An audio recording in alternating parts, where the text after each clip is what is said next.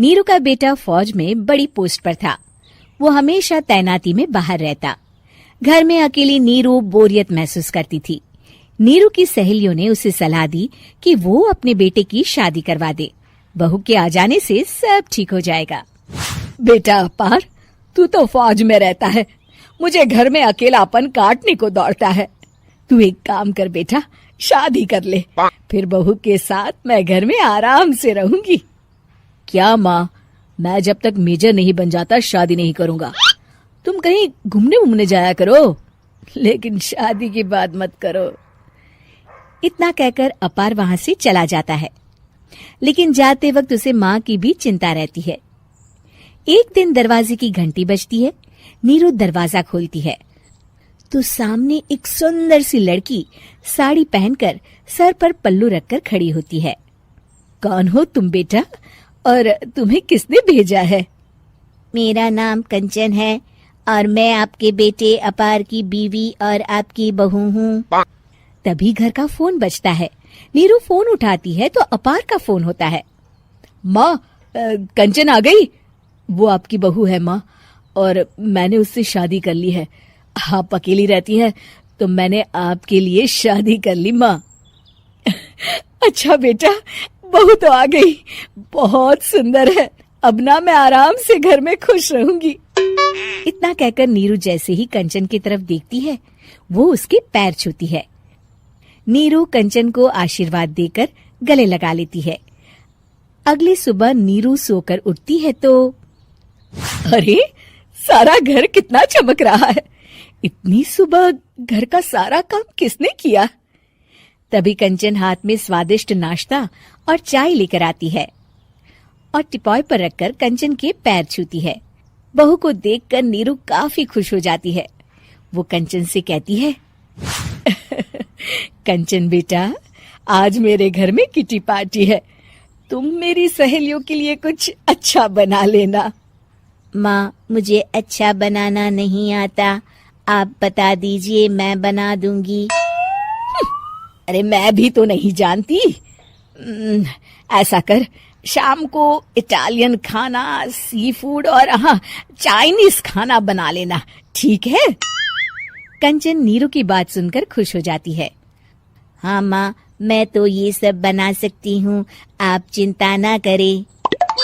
शाम को नीरू की सहेलियां आती हैं, जहाँ कंचन अकेले बनाए स्वादिष्ट खाना बनाकर खिलाती है।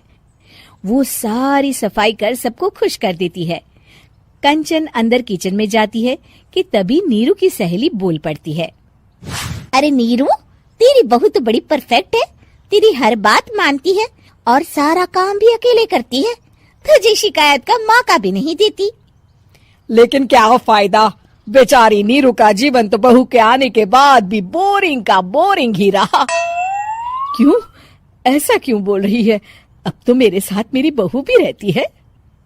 हाँ, रहती तो है, लेकिन मैं ऐसी लड़कियों को बहुत अच्छे से जानती हूँ। ये सारे काम इसलिए करती है कि तुझे लड़ाई करने का कोई मौका ना मिले और तू फ्रस्ट्रेट हो जाए, समझी?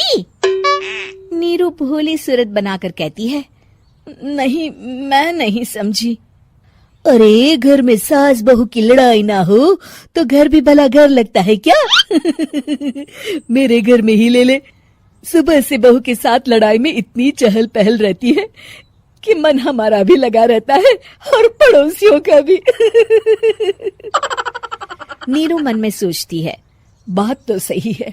अगर ये मेरी शिकायत के बिना ही हर काम कर देगी तो मैं क्या करूंगी? रात को नीरू सोने के लिए कमरे में जाती है, जहाँ कंचन उसके पैर दबाने लगती है। नीरू को अच्छा तो लगता है, लेकिन वो किसी भी तरह से उससे लड़ाई करना चाहती है। बहू, दर्द पैर में नहीं सर पर है और तू मेरे पैर दबा रही है। मैं सर दबा देती हूँ माँ जी। ये कहकर वो उसका सर दबाने लगती है। तू एक काम कर, मेरे लिए बादाम वाला दूध ले आ, जा। कंचन जाकर सास के लिए दूध ले आती है। अब नीरू उसे जो कहती कंचन झट से कर देती। बहू, जरा छत से जाले निकाल दे। जी माँ जी। कंचन 5 मिनट में ही पूरे घर के जाले साफ कर देती है। नीरू तो देखती की देखती ही रह जाती है। कमाल है, ये तो हर काम कर रही है। तरस गई मैं तो इससे लड़ाई करने को। इतना कह के नीरू चली जाती है। गुस्सा आता है कि वो सोच लेती है आज तो उससे लड़कर ही रहेगी। मौका देखकर नीरू कंचन को पैर से लंगड़ी देकर गिरा देती है, जिसके बाद जो होता है नीरू को विश्वास ही नहीं होता। जमीन में 2 भागों पर गिरी कंचन के सारे पुर्जे बिखर जाते हैं। स्प्रिंग और उसके अंदर से रंग बिरंगी लाइट जलने लगती है। तभी घर की घंटी बजती है। नीरू डरकर दरवाजा खोलती है तो सामने अपार खड़ा होता है। क्या हुआ माँ, तुम इतना डर क्यों गई? कंचन ने कुछ किया क्या? कुछ कहा क्या उसने? मैं अभी बताता हूँ। तभी अपार की नजर कंचन पर पड़ती है। अरे माँ, तूने ये क्या किया? कंचन को तोड़ दिया। तुम्हारी खुशी के लिए मैंने रॉबर्ट को तुम्हारी बहू बनाकर भेजा था, जिससे तुम्हारी हर इच्छा पूरी हो और तुम खुश रहो।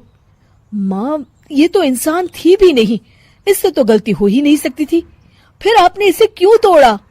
क्या गलती थी इसकी माँ? बेटा, इसकी सबसे बड़ी गलती ये थी कि ये इंसानों की तरह सास से लड़ाई नहीं करती थी। अपार माँ की बात सुनकर हैरान रह जाता है।